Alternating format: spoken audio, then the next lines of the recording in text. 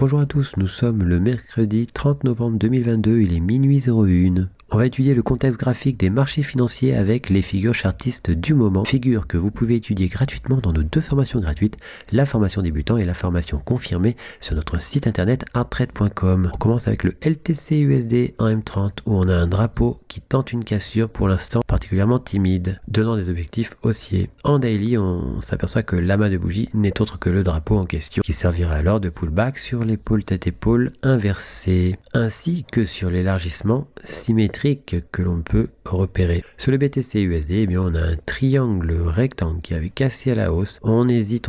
On a trouvé une nouvelle résistance, 1 point, 2 points, 3 points, 4 points même. Et on tente une cassure de cette résistance. Mais attention, la tendance de fond avant la formation de cette configuration reste baissière. On a toujours le biseau d'élargissement ascendant angle droit. On est venu montrer de la fébrilité à franchir le plus bas ici, qui est le plus bas d'après cassure de la figure. Et en H4, on a toujours les objectifs chartistes de l'épaule tête-épaule et du drapeau bleu. Sur le THUSD, on a formé 1 point, 2 points, 3 points, une résistance. On tente la cassure de cette résistance actuellement. Attention, on pourrait très bien échouer sur cette cassure pour reprendre la tendance baissière qu'il y avait avant la formation de cette hésitation. Et si on cassait le plat en bas, eh bien on casserait le plat du triangle rectangle. On revoit le triangle rectangle qui, s'il cassait à la baisse, donnerait des objectifs chartistes permettant d'atteindre potentiellement l'objectif H de l'épaule tête-épaule. Cela permettrait aussi d'atteindre le plus bas de l'ancien drapeau vert et de revenir sur le support du canal parallèle. De la même manière, eh bien, si on cassait le plat, effectivement, on pourrait rejoindre l'objectif H du triangle symétrique. Sur le marché du gold, on tente de reprendre appui sur l'ancienne ligne du coup de l'épaule tête-épaule verte. On avait une épaule tête-épaule inversée qui a cassé à la hausse et puis on est venu directement invalider son niveau d'invalidation, le bas d'épaule droite. Alors attention tout de même, la hausse pourrait tout de même reprendre. On le voit en H4.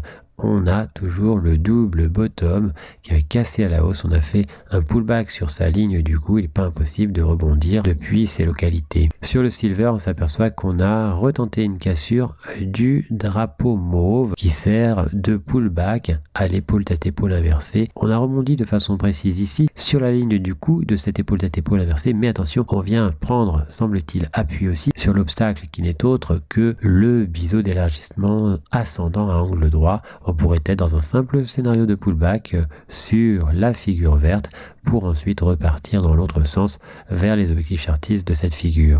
Sur le WTI, on s'aperçoit en M30 qu'on a 1 point, 2 points, 3 points, 4 points sur une résistance qu'on a tenté furtivement une cassure qui pour l'instant est donc hésitante avant donc une réintégration de la configuration.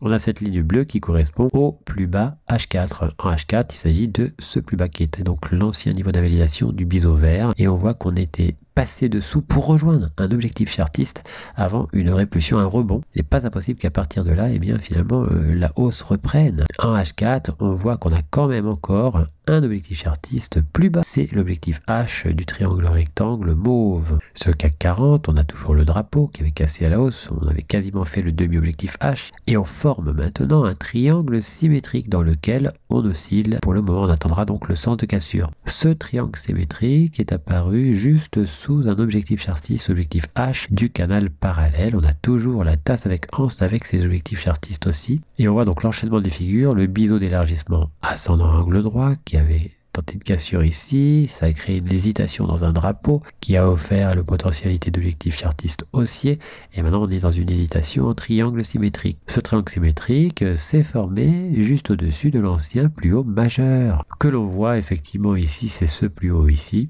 Sur le DAX, on s'aperçoit qu'on est dans un canal parallèle. On trouve 1 point, 2 points, 3 points avec des incursions et 2 points en dessous. Donc canal parallèle, on oscille à l'intérieur. C'est un canal haussier, toujours tendance haussière donc sur le DAX. Et on voit en daily qu'on a toujours l'objectif chartiste du biseau descendant à réaliser son plus haut. Sur UK100, on a cassé le biseau d'élargissement descendant angle droit qu'on vous avait donc présenté. Et puis on atteint directement le demi-objectif H. C'est pas impossible de revenir faire un pullback sur la figure. Sur le marché du Dow Jones en H1, eh bien on revient actuellement aux abords du drapeau, dont on a toujours l'objectif H tout en haut, et on a l'objectif H du double bottom, mais un repli est apparu. Sur le S&P 500, on a clairement des objectifs chartistes baissiers avec ce triangle rectangle, mais ils se confrontent aux objectifs chartistes haussiers du drapeau. En H4, on s'aperçoit qu'on pourrait très bien venir casser ce plus bas et pourquoi pas casser l'ancienne ligne du coup de la tasse avec anse pour repartir potentiellement vers ces objectifs chartistes baissiers. Sur le marché du Nasdaq, eh bien, on continue le repli depuis qu'on a confirmé la parallèle au support.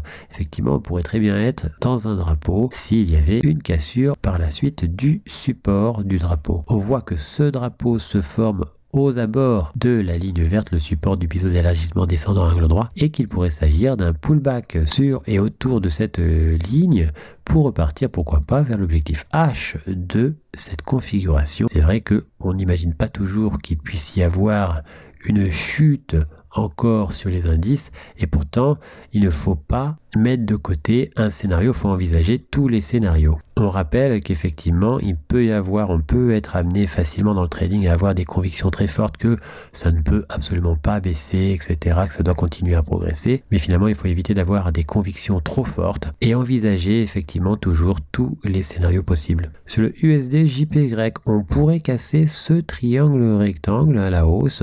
On a sur sa résistance 1 point, 2 points, 3 points, même s'il y a une petite incursion. Toujours sur le USD JPY, mais en H4, eh bien, on a une tasse avec anse toujours. On avait fait un plus bas d'après cassure, on a eu du mal à le franchir, et effectivement, on forme maintenant un triangle rectangle. Sur le USD CAD, on a une épaule, tête, épaule inversée, ligne oblique pour la ligne du cou. On fait la parallèle, on trouve un point à droite, un point à gauche. Pour la ligne des épaules, on a cassé et on a fait directement le demi-objectif H, un pullback sur la configuration, il n'est pas impossible. Toujours sur USD CAD, on avait aussi cette tasse avec anse, on a fait le demi-objectif H, on est revenu proche du niveau d'invalidation sans toucher le niveau d'invalidation, et on est ensuite aller directement sur l'objectif H. En H4, on s'aperçoit que l'on revient au-dessus de la ligne du cou de l'épaule tête-épaule, qui est toujours valide pour le moment, puisque son niveau d'invalidation est plus haut. Sur le USD CAD, on s'aperçoit qu'on est venu recasser la ligne pointillée, qui est la parallèle au support dans un canal parallèle. On avait fait une incursion au-dessus en épaule, tête-épaule, et on était revenu à l'intérieur. On aurait pu penser qu'on allait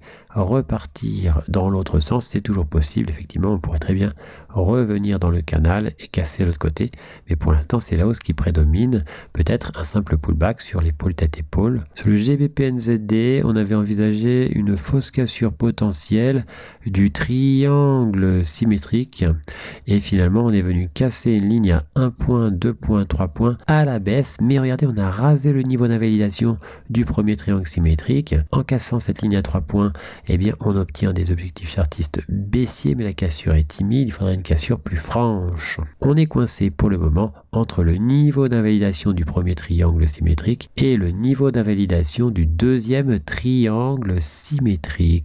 On s'aperçoit qu'on a toujours les objectifs chartistes de l'épaule tête-épaule et qu'une cassure baissière permettrait de rejoindre l'objectif H, potentiellement en tout cas, hypothétiquement. Sur l'euro-dollar, on a tapé le haut du drapeau, depuis il y a eu un repli assez marqué. Toutefois, les objectifs chartistes sont toujours haussiers. On s'aperçoit que l'hésitation se fait sur l'ancien plus bas du triangle symétrique. Sur le AUD-CHF, on avait recassé le drapeau à la hausse et on avait réintégré ce drapeau, on recasse à nouveau. On a toujours les objectifs chartistes de ce drapeau, mais aussi l'objectif H du triangle rectangle. Sur l'euro GBP, on a trouvé un niveau sensible, 1,2 points, 3 points, un support remarquable. On pourrait très bien finir par casser ce support pour atteindre l'objectif H du VTOP, mais on peut aussi de ce niveau rebondir. Une cassure donc du plat en bas représenterait la cassure aussi d'un triangle rectangle dont la résistance serait donc cette ligne bleue. Sur l'euro CAD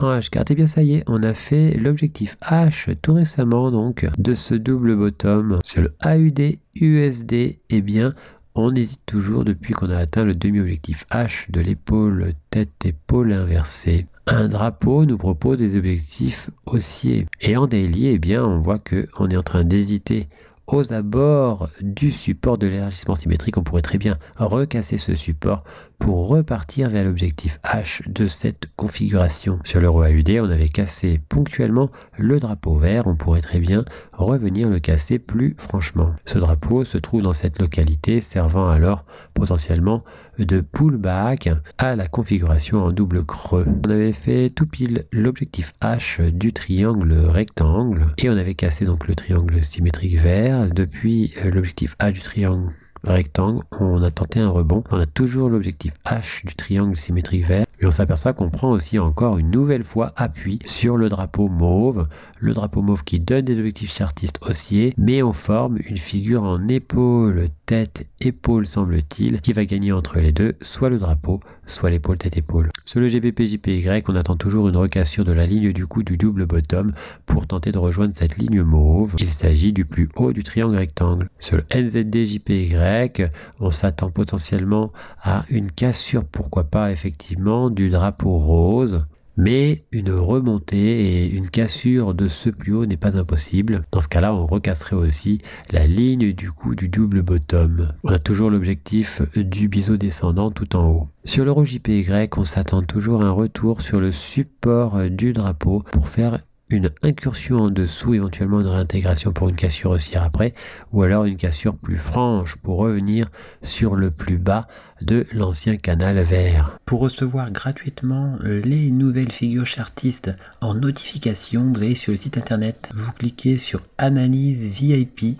Une fois que vous êtes sur Analyse VIP, vous cliquez sur S'abonner et puis vous n'aurez plus qu'à vous inscrire. Ici, vous mettez un mail, un mot de passe, vous indiquez que vous n'êtes pas un robot et vous mettez s'inscrire. Vous serez alors abonné, vous recevrez toutes les notifications des nouvelles figures trouvées, que ce soit les figures chartistes ou les figures harmoniques. Figures que vous pouvez étudier gratuitement dans nos 2 formations gratuites, le niveau débutant et le niveau confirmé. On a encore 3 autres niveaux qui eux sont payants. En cliquant sur figures chartistes, vous arrivez sur la liste des figures chartistes du moment que l'on a posté. Vous retrouvez aussi les vidéos concernant les analyses chartistes du moment. N'hésitez pas à venir aussi nous découvrir sur notre blog tout en haut ici, blog. Vous y trouverez nos derniers posts, les défis Art Trade ainsi que toutes les nouvelles Art Trade. À bientôt sur notre site arttrade.com.